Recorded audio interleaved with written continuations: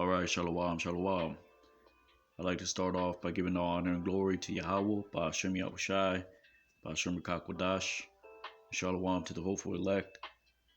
Today we're going to go into the some topics concerning Passover. We're going to touch on the new moon, the full moon, and as always, giving all honor and glory to Yahweh, Ba'ashem Yahushai, Ba'ashem Rakakwadash. Double honors to the elders and apostles of Great Millstone. Lord willing, you're edified. Let's get right into it. All right.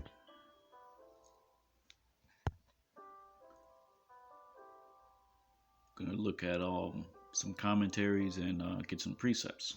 Right. Make it as edifying as possible. All right. So this is from On Fire for God.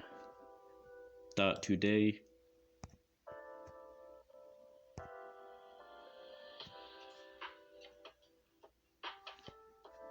Which the topic is the biblical significance of the hand and of the forehead and how it relates to the mark of the beast, right? Which is not the main topic of this video, but it does play a certain part into the lesson. Right, so it says we use our hands to do things such as doing the will of God, Mark 3:35, and walk in his ways, Zechariah 3:7. Our forehead is connected with our thoughts and knowledge, such as always keeping God's law in mind.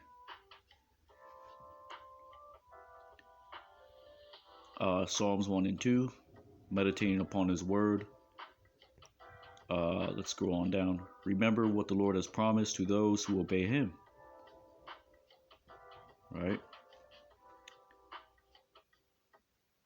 So scrolling down, the header here says the hand and the forehead and the law. Right? Says the first instance of hand and forehead is in Exodus. Right? Because you read about that in the book of Revelation. Right? Those who worship the beast take the charagma, right?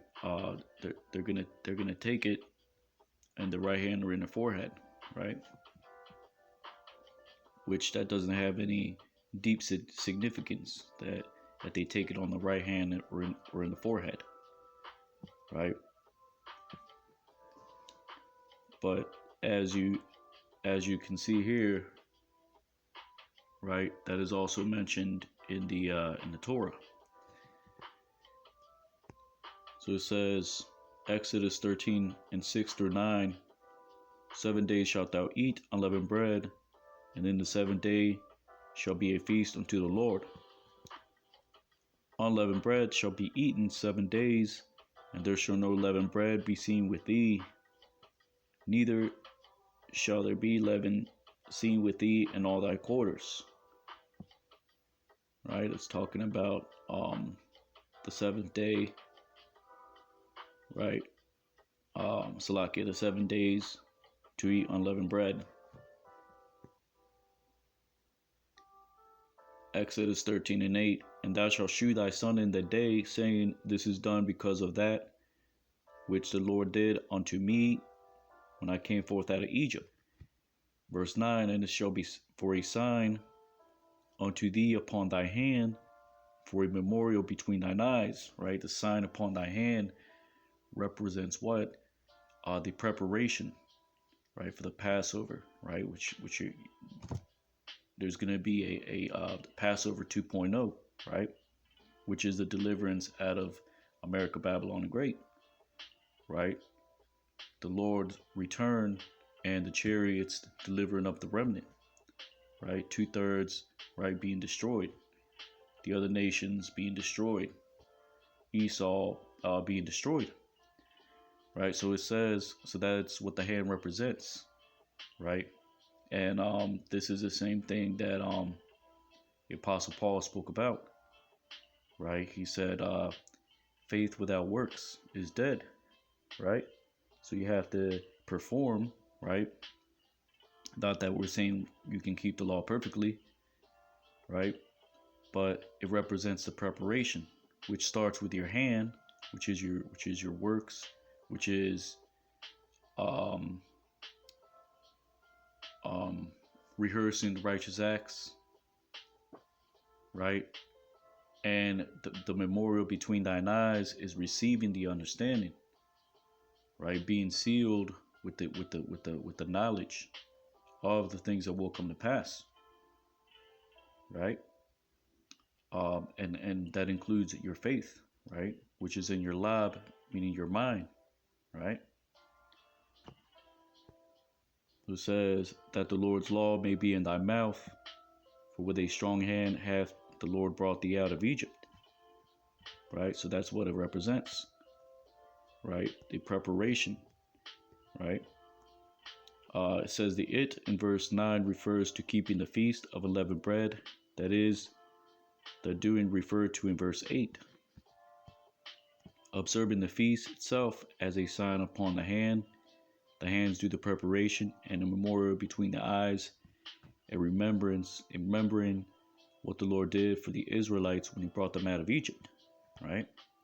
So that's what the mind represents, the remembrance, right, of the past acts of the Lord and the future promises, right, which is deliverance, right, which is right receiving the rule over the nations, right, the morning star, right, spiritual power, right, seeing the end of the wicked, right.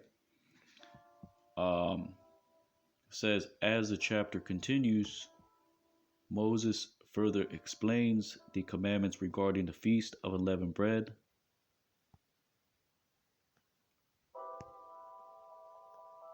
Let's see if I can scroll on down.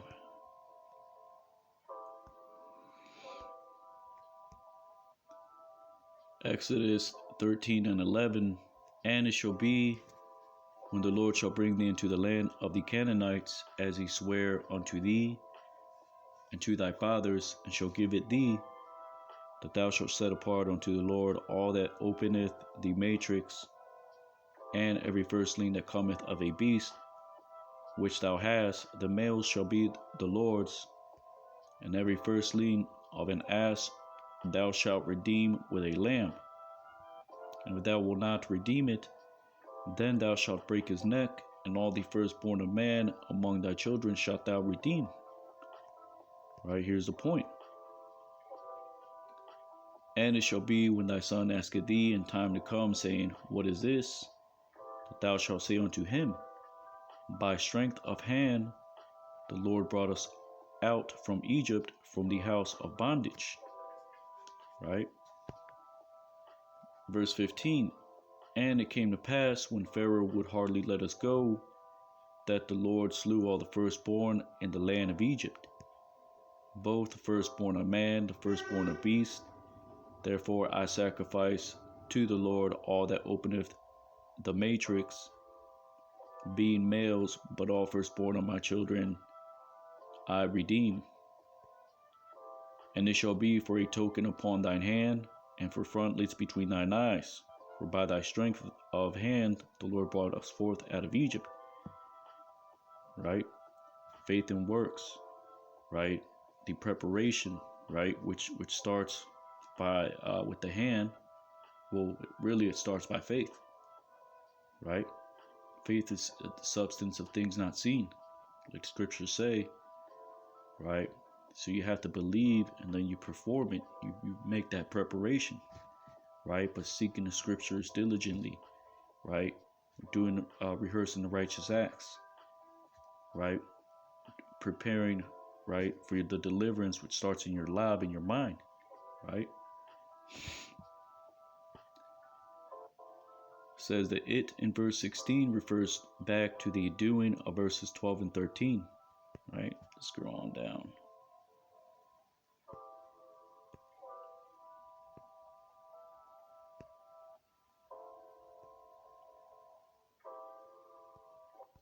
Right, so as you can see, Deuteronomy 6 and 1, now these are the commandments, the statutes, and the judgments which the Lord your God commanded to teach you, that you might do them in the land whither you go to possess it, that thou mightest fear the Lord thy God, to keep all his statutes and his commandments, which I command thee, thou and thy son, and thy son's son, all the days of thy life, and that thy days may be prolonged. Deuteronomy 6 and 8. 6 and 4. Hear, O Israel, the Lord our God is one Lord. Thou shalt love the Lord thy God with all thy heart, and with all thy soul, and with all thy might. And these words which I command thee this day shall be in thy heart, right? Which is your mind. Now you have what? The revelations, right? You have the Acts of the Apostles. All these things, right, are what should be meditated on, right? Lay them up in your mind, right? Which is why Paul the Apostle said, circumcise your heart, which is in Deuteronomy as well, because you have to leave that Gentile state of mind, right? And receive these words and believe them, right?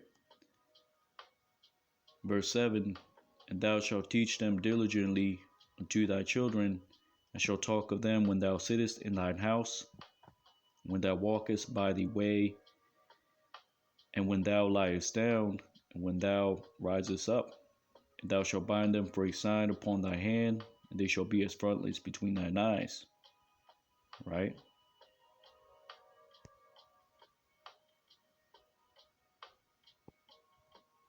Let's see if there's anything else right here.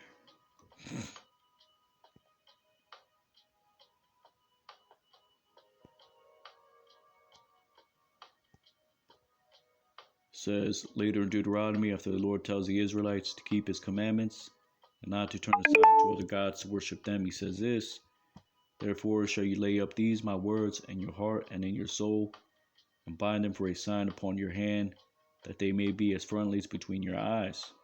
Right? That's not what I was looking for.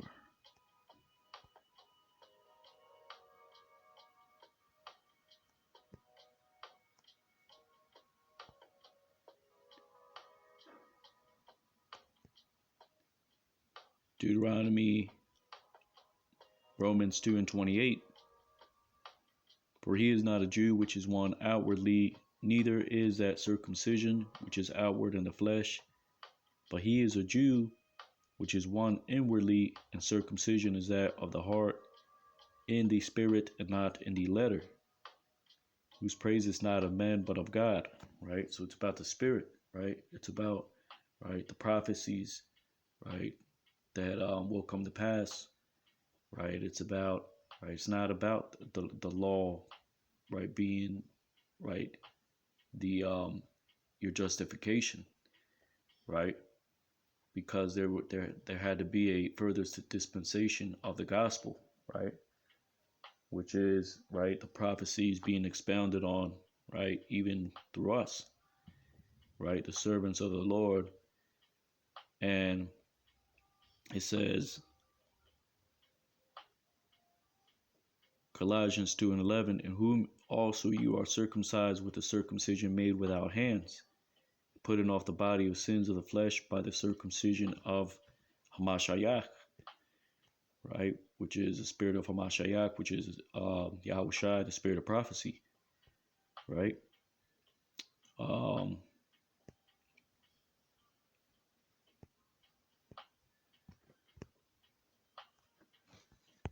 That's it for that, pretty much.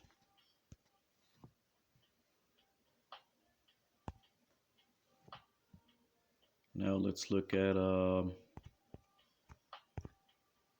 this is from LinkedIn.com, the biblical meaning of a mark on your forehead, right? Slakia.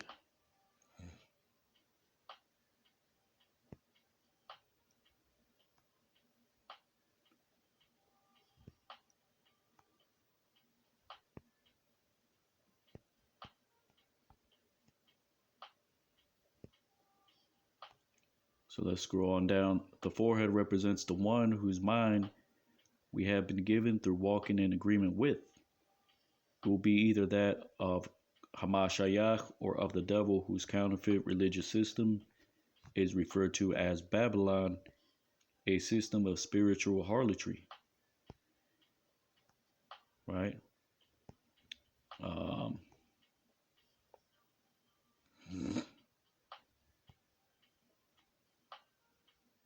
says those who have received this distinguishing mark of the beast are of one mind, forehead, and purpose, the right hand. They are under his authority, right? So not necessarily, I mean, but again, that mind, right, represents, right, the purpose, right, what one hopes in, right, and the hand represents, right, doing those performing those works, whether they be good or evil, right? Which is why you read in the book of Revelation, right? You have the servants of the Lord sealed with their name on their forehead, and then you have the wicked, right, which will ultimately, right, they already worship the beast, so their mind is already in that place, right, where they are convinced, right. Um, let's get that in Revelation chapter 13. It's not really super deep, right? It's really simple when you think about it.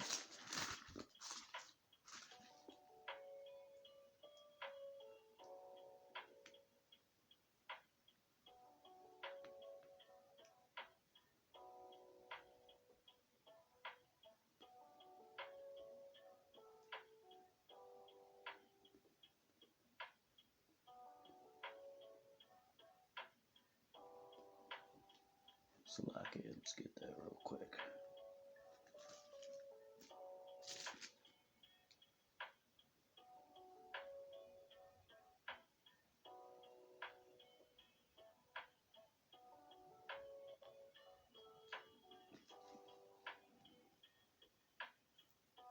Revelation 13 and 17, that no man might buy or sell save he that had the mark or the name of the beast or the number of his name. Right? So it doesn't say, right, that the beast is that they have a mark, right? Like the servants of the Lord, because the servants of the Lord will have the Lord's name on their forehead, right? But as you can see, right, the mark is a charagma, right? The name, right, represents the purpose of something, right? Which is very in Hebraic thought, right? The name represents who you are, and it has a signification, right? An omen nomen, like Apostle Gabar says, right? And the number, right? The number represents what? The way, right, that Esau is able to keep track, right? That goes to the back to the barcode, right? That goes back to right, ultimately how he's going to, right, keep a system, right, which is what you have now with central bank digital currencies, things of that sort, right? All these things are part of that charagma that will eventually, right, be issued.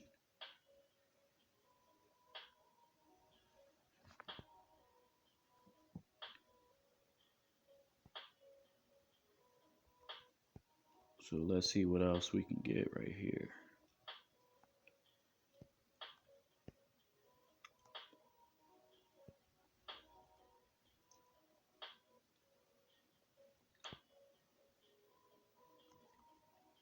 Salakia.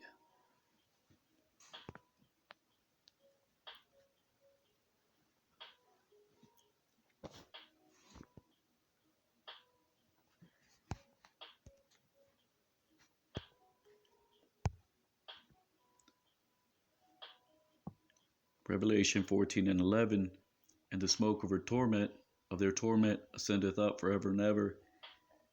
Salakia. And they have no rest day or night who worship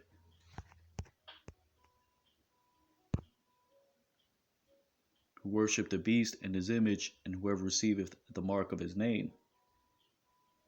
Right? So you have the beast, you have the image, right? Which is the beast is a place, right? The image is the mindset that comes with that place, right? The mark of its name, right? Which is ultimately that's talking about the charagma, right? So as you can see, you can't just go off Revelation 13 and 17, right? Because this is telling you what the ultimate purpose of the beast and the image is, right? To receive the mark of its name, right?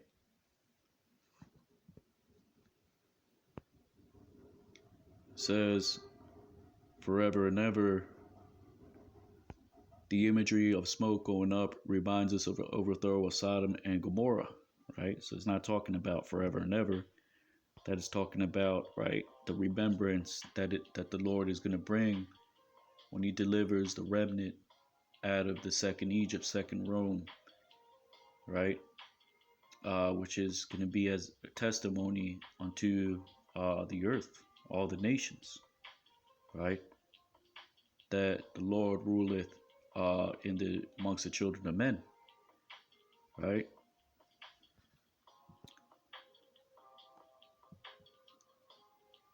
So this is Matthew Henry's concise commentary. Says, the gospel is the great means whereby men are brought to fear God and to give glory unto him. The preaching of the everlasting gospel shakes the foundations of Antichrist in the world and hastens its downfall, right? So that is what we're doing, right? As the apostles of Yahweh Shem Yahushai, right? The servants of the Lord, whatever you want to call it, or the prophets, right? If any persist, right? So this is shaking up, right? The wicked, right? Because they see, right, that their time is near, right?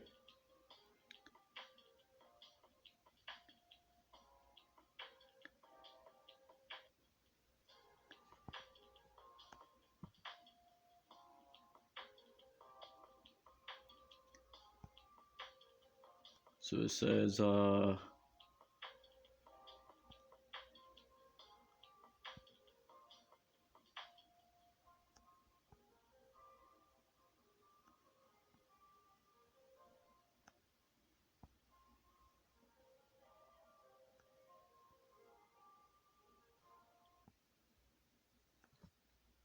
Barnes notes on the Bible and the smoke of their torment, the smoke proceeding from the place of torment. This language is probably derived from the account of the destruction of Sodom and Gomorrah, right? So that's all it represents, really, right?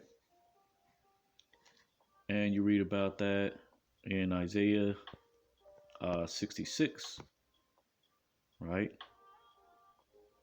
Which is, again, that is going to be the Passover that will be kept in the kingdom, right? Which is going to be the deliverance, right? Salakia. And a lot of people miss these type of points, right? That the mark, right, is mentioned in chapter 13 and chapter 14, right? You have some camps say, well, it says in 13:17 that the name, let's get that actually. 13, that it says the mark, the name, and the number, right? But it tells you in chapter 14, right, what it's implying, right? Is that chapter 14?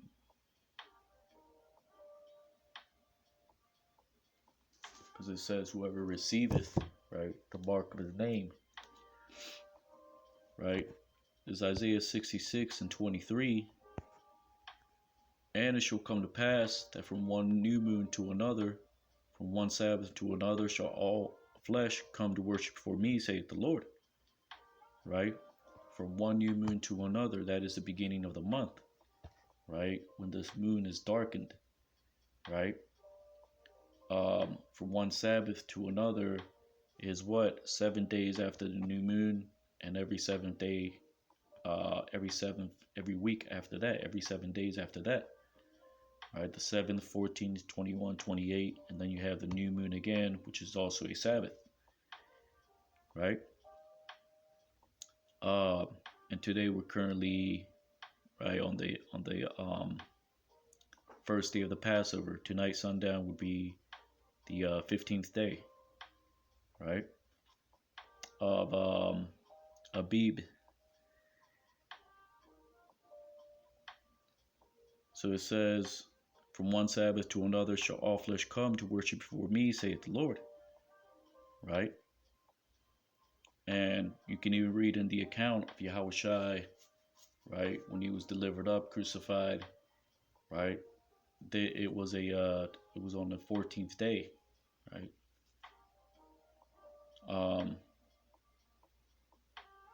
So that's what you're gonna have, right, in the second Passover, right, and that goes directly, right, with Revelation, right, which is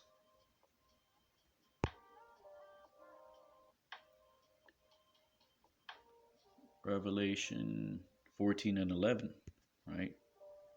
Because when America Babylon the Great gets destroyed, you're gonna have what? That is gonna be the second Passover, which is why the smoke descends up forever. Right? Isaiah 66:24, and they shall go forth and look upon the carcasses of the men that have transgressed against me, for their worm shall not die, neither shall their fire be quenched, and they shall be an abhorring unto all flesh. Right?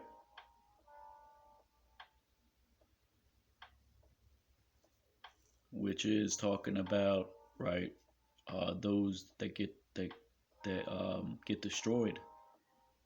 Right? That doesn't mean that they're gonna burn forever. Right? Their worm's not gonna die. Right? Fire be quenched. Right? That just means that it's going to be part of that remembrance, right? Although it doesn't say anything about the Passover, you have to be spiritual, right, to understand these things, right?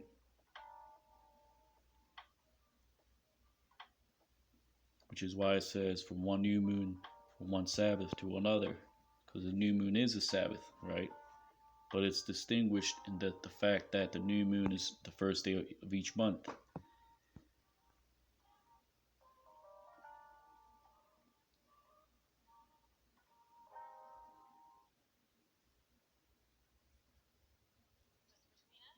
Salakia.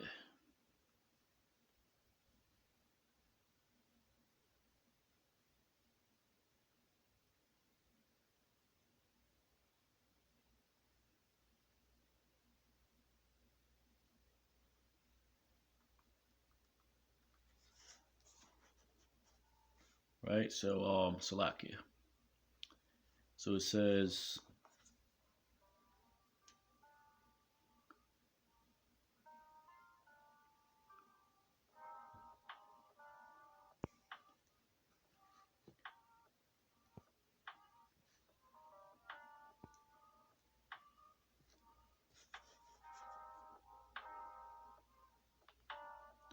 says in the last verse, the nature of the punishment of sinners in the world to come is represented.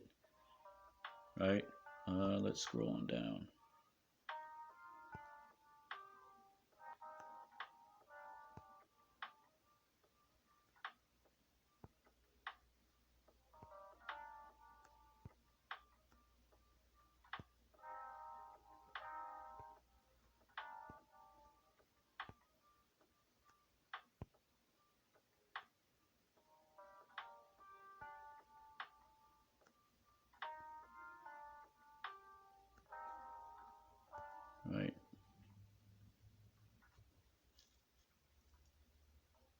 Isaiah 66 and 24, Bible Hub commentary, right? Because that's all you have to type in. It says, those who are slain in that battle are thought of as filling the valleys round about Jerusalem, especially the valley of Jehoshaphat,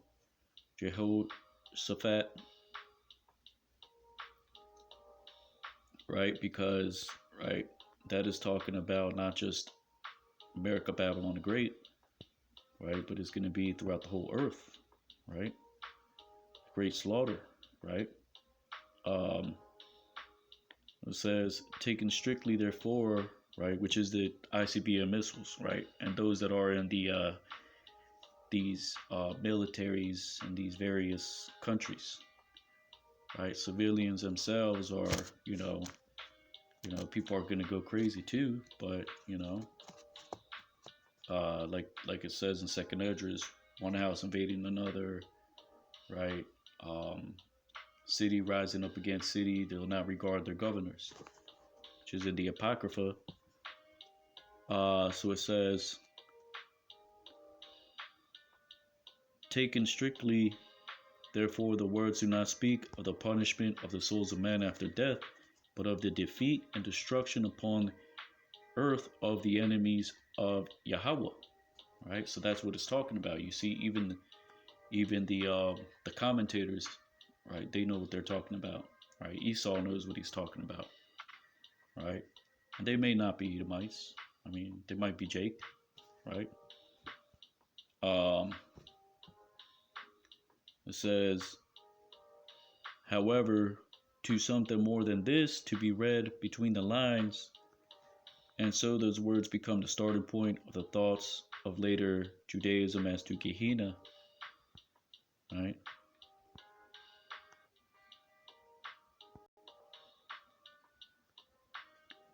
Says, whether the bodies which represent souls are thought of as not destroyed, but only tormented, or as consumed to nothing by the fire or by the worm, whether these two agents represent sufferings of sense or spirit, right? And we know, right, this is a spiritual book. We are a spiritual people, right? So the understanding, right, you have to have, right, spiritual discernment.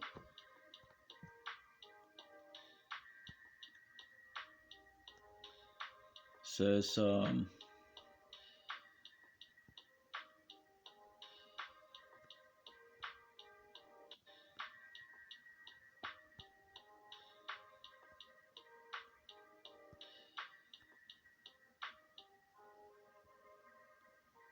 and they shall go forth. Says, meaning chiefly the unbelieving Jews who rejected Christ and his gospel, including, however, all impenitent sinners, right? Which shall go forth. That's really just talking about the elect getting delivered and watching the destruction from the firmament. Right. So now let's move on. Right. We're at the 38-minute mark. Right. So Isaiah 30 and 1. Right.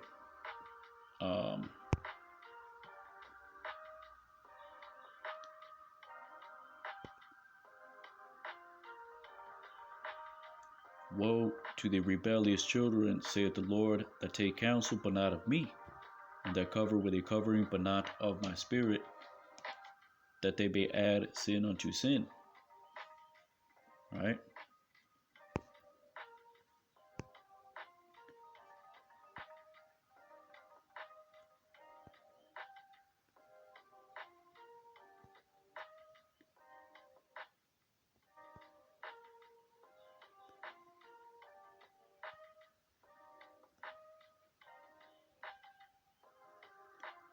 It says, not following nor asking my advice, which I encouraged and I commanded them to do, and cover with a covering, but not of my spirit, not such as by my spirit speaking in my word I have directed and required them to seek, that they may add sin unto sin. Right? Which is what 2/3 of our people are, the rebelling against the word, right? In these other camps, right? Trying to say things that are not in the precepts, right? Um, and that is our job, to divide the word of truth, right, equally. Isaiah 51:14, the captive exile hasteneth that he may be loosed, and that he should not die in the pit, nor that his bread should fail.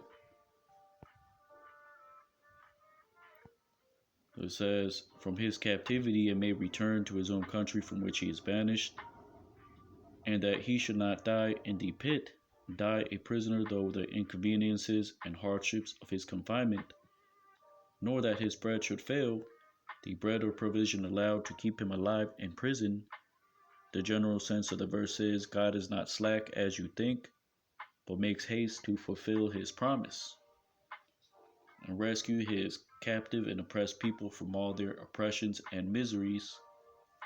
And I have put my words in thy mouth.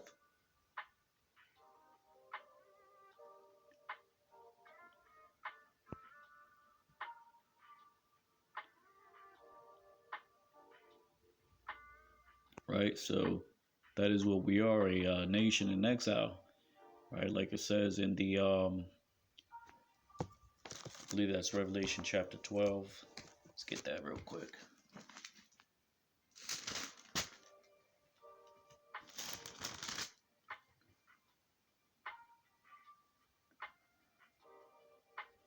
Revelation 12 and 14. And to the woman were given 2 wings of a great eagle, that she might fly into the wilderness, into her place where she is nourished for a time and times, and half a time from the face of the serpent. Right? Fleeing into the wilderness is what? The interiors of West Africa and the other parts of the world. Right? Even the 10 lost tribes. Right? And to her place is the gathering of the tribes in America, Babylon the Great. Times, and half a times, that's 3.5 years, 42 months, which is spiritually 350 years, right? Which is from 1619 to 1970, right? When the truth started um, gaining prominence, right? One West, right? Harlem, New York, 125th Street, right? And continue with the elders and apostles of Great Millstone, right? Let's get another precept, right? So not only are we nourished with, right, regular bread and water, we also have a spiritual water and then spiritual bread, which is the word. Um,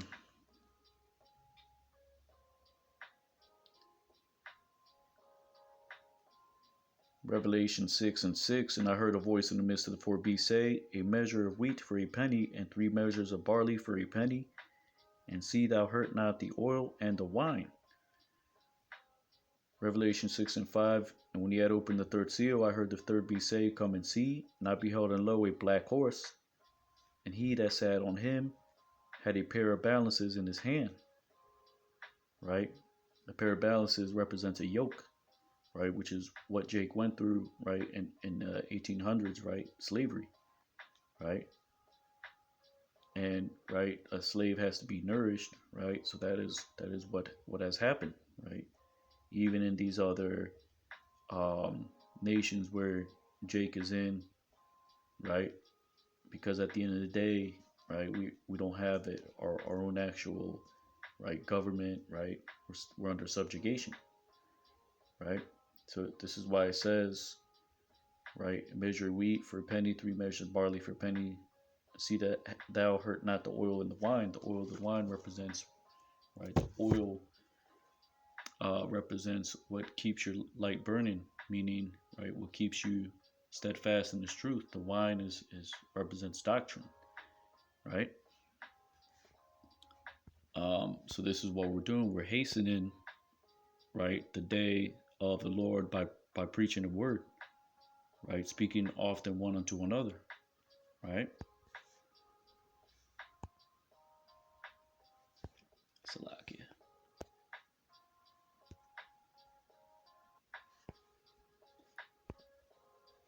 Zechariah 14 and 16. And it shall come to pass that everyone that is left of all the nations which come against Jerusalem shall even go up from year to year to worship the King, the Lord of hosts, and to keep the feast of tabernacles. Right, everyone that is left is those that survive Armageddon, right? Which is, a lot of people are gonna get destroyed.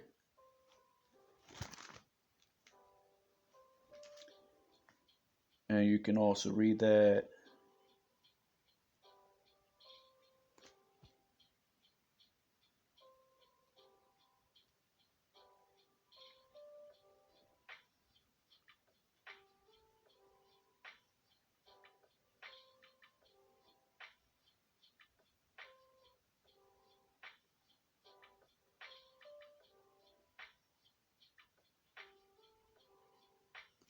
see if I can get that.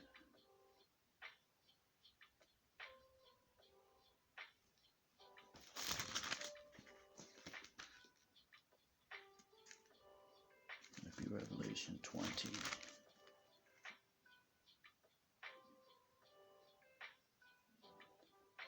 Revelation 19 and 21. And the remnant were slain with the sword of him that sat upon the horse, which sword proceeded out of his mouth, and all the fowls were filled with their flesh.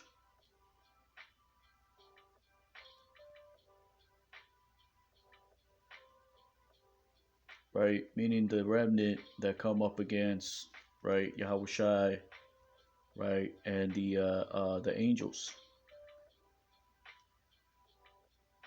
There's another one, but can't seem to find it right now.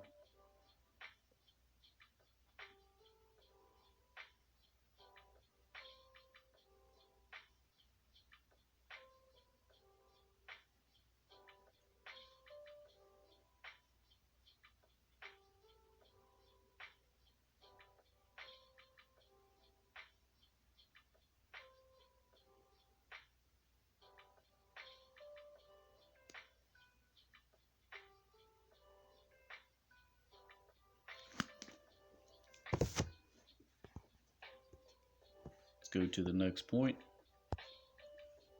Now this is going to touch on, right, what the new moon actually is, right? Because IUIC, they consider the new moon as the full moon. The new moon should be completely dark, right? Should be no light in the moon, right? And Esau will tell you himself, right? So really, right, the full moon to them, or Salakia, the new moon that we keep, which is the dark moon, they're keeping it as the 14th day, right, which is off, right?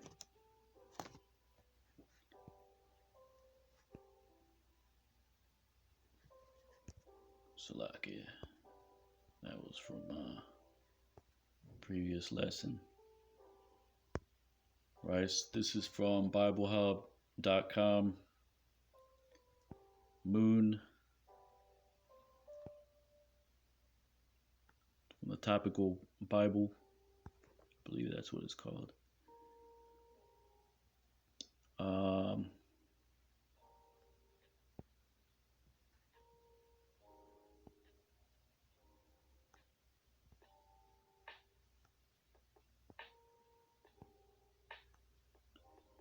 Easton's Bible Dictionary, Hebrews Yarah, meaning from its paleness, and Lebanah, meaning from white, right, which is Laban, right, was appointed by the Creator to be with the sun for signs and for seasons and for years, right. A lunation was among the Jews the period of a month, and several of their festivals were held on the day of the new moon. right? Because that word yarach, right, is a derivative of barach,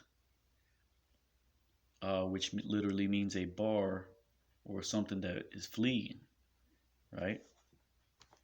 Which is why, right, it's called the yarach because of the paleness of the moon's color from its light that flees, um, which increases and then decreases at the end of the month, right? Um,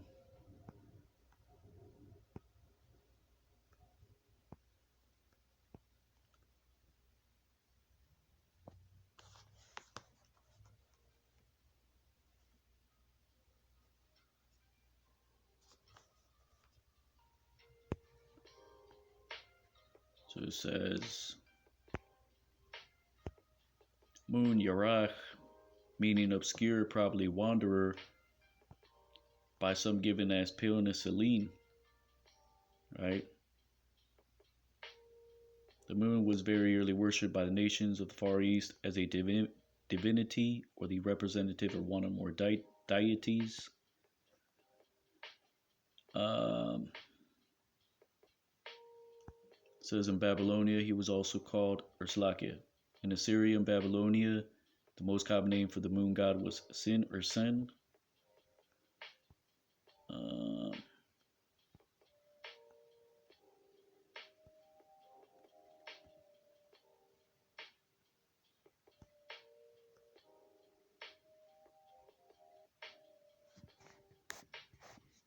so it says, what was this here to forewarn those people?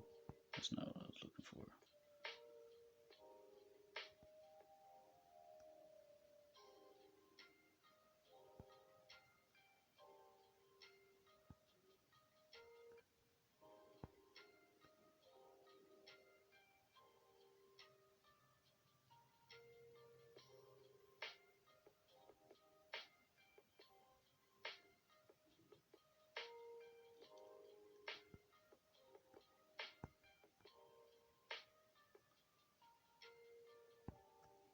Okay, that wasn't what I was looking for.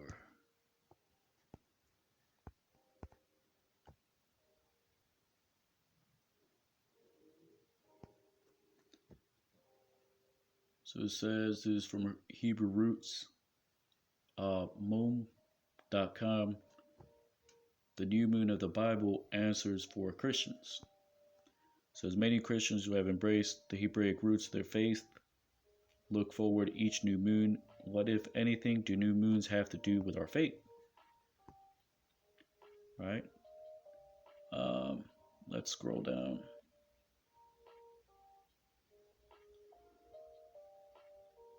It says science, wondering exactly what a new moon is. It is a thin silver of moon that appears opposite the full moon in a lunar cycle. It says new moons can be predicted on the calendar, however, they can be seen within 2 days of that predicted date. A new moon occurs when the moon is between the earth and the sun. It appears dark, right? IUIC, as if there is no moon in the sky, and the silver of moon can be viewed briefly just after sundown, right?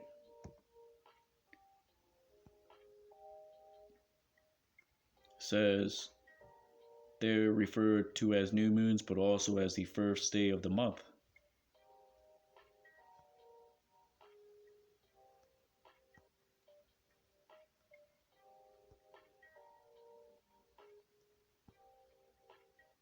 Genesis 1 and 14, then God said, let there be lights in the expanse of the heavens to separate the day from the night, and let them be for signs and for seasons and for days and years.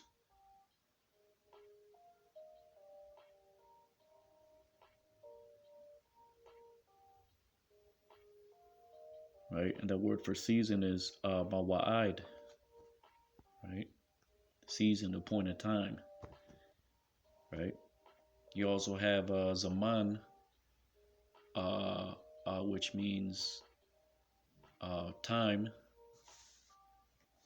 right? Then you have khalad, right, which is a duration, right? Which really you can use that as a minute, an hour.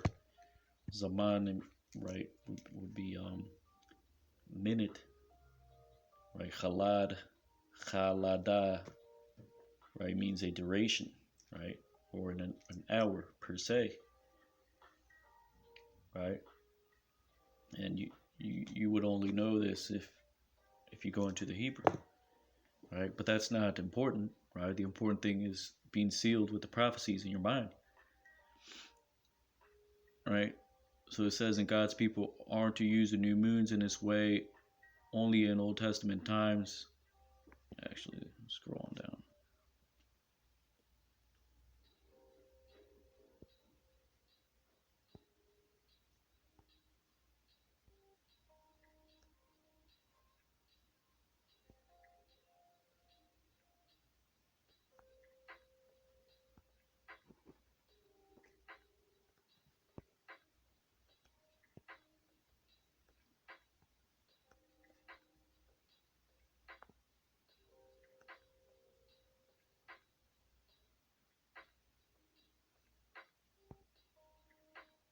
Right. So this so-called Christian website, right? They observe the right the the festivities, right? Now, do are they going off? Right. We don't know, right? We can't read their mind, right? So we don't know what each individual person, right? It could be someone that knows, right, the revelations in that congregation or not, right? Which is why we say, right, in these other camps, right, that they're not all going off because, right, there may be some in those congregations watching the other videos and being edified, right? So we'll see in that day, right? But if their leaders go off, then we got to call them out. So it says,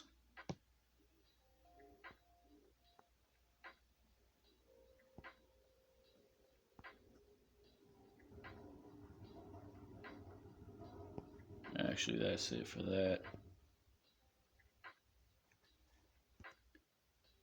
I'm going to have to reread that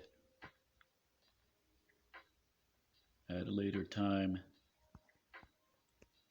This is from yrm.org. Says, what is a biblical new moon?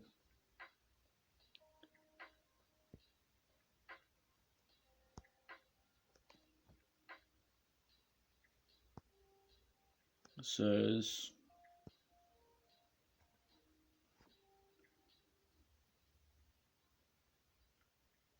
Yahweh uses the new moon to establish Moedim, or commanded observances.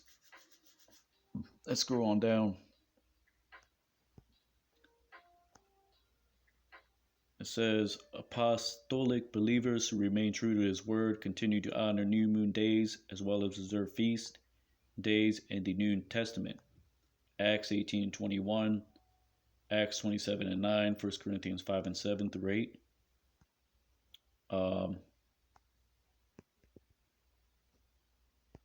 What constitutes a new moon? What exactly is new moon? Is a new moon according to the scriptures? The Jewish calendar creates some confusion because it uses the conjunctions of the moon, Hebrew malad, in setting the beginning of each month. Right, let's go on down.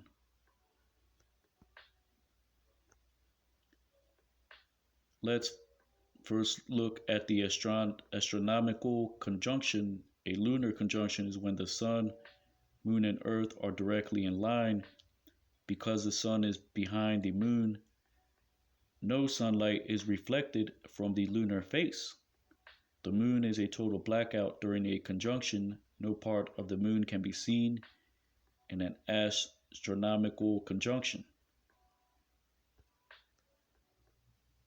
Says the average wall calendar portrays conjunction with a large black dot and calls it a new moon, but in reality it is a no moon. It is invisible in a no moon. right?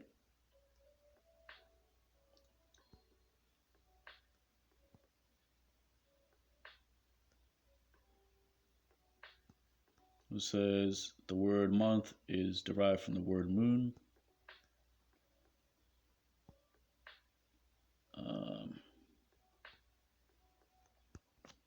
Let's get the next article.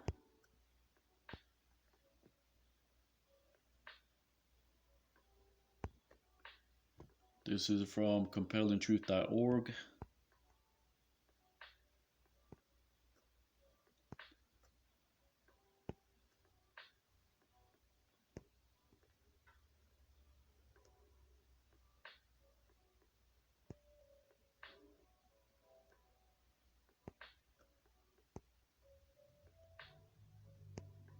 Right, so this website, they're kind of lying, right?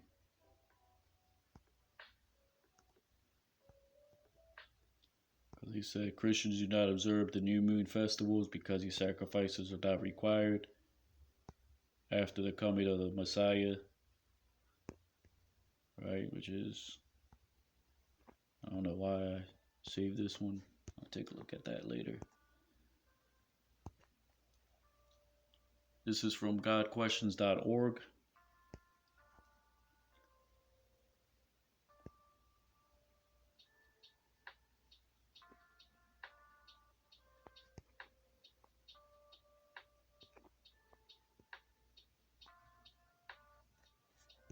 Actually, it's not what I was looking for.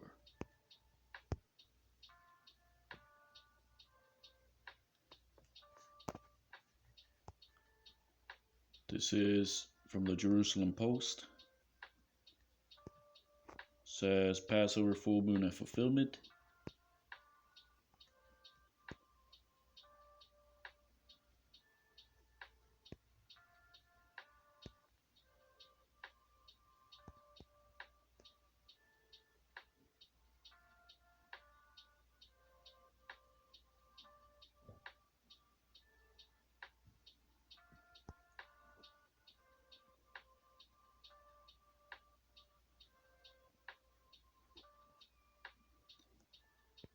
This is what I was going to get. It says the text is clear in instructing us that many of the Jewish holidays fall on the 15th of the month. However, the text does not say those holidays need to fall when the moon is full, which is not correct, right? Because there's many precepts for that. While there is often a full moon on the 15th of the Hebrew month, that is not the case every month. It is the case every month, right? Isaiah 1 and 14, right?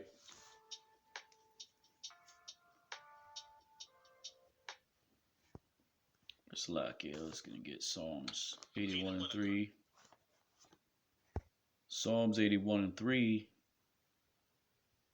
right? And I'll go ahead and close with that. Sound the ram's horn at the new moon and when the moon is full on the day of our festival, right? It says and, right? And the text, right, will tell you, right, what the full moon is, right? IUIC. Let's look at the Hebrew, right? Which is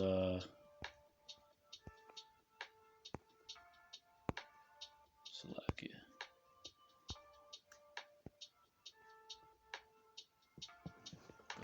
Kasa.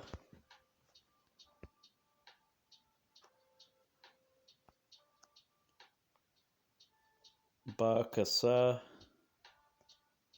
Strong's 3677. Fullness, the full moon, it's festival, right?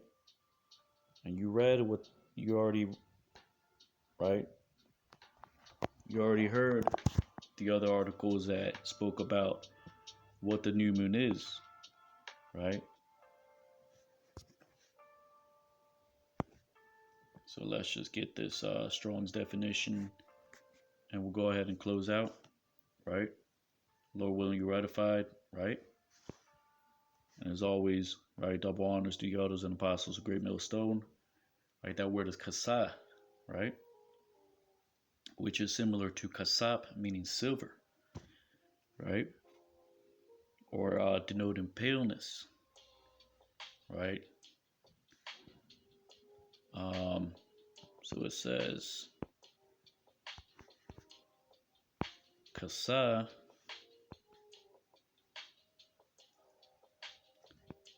full moon, right.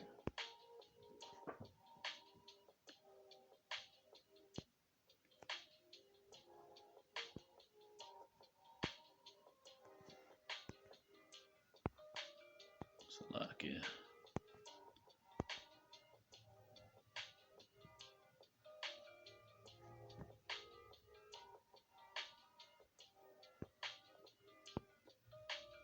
Kasa, to cover, right.